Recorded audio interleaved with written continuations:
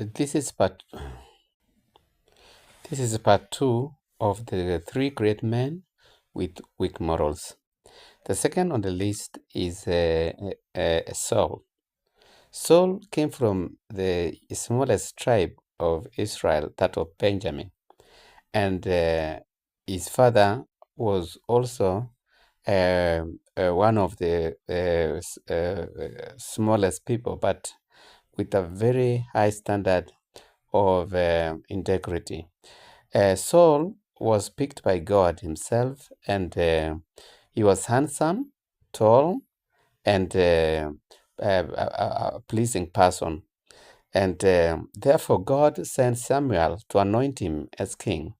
And indeed, after being anointed fully before the children of Israel, he was able to lead as the first king, but with a lot of challenges, because Saul never distinguished between respecting what was holy and belonging to God. He also failed to obey the instructions given by the prophet Samuel on what to do when he went out to the war. In some of the instances, he went, instead of killing all the animals and people, he brought them home. And when Samuel came, guided by the Spirit, he asked him, "Why have you done this?" He said, "We chose, or the army decided that they bring so that we could give out an offering. And even the king whom he had overthrown, he was found drinking with him in his palace.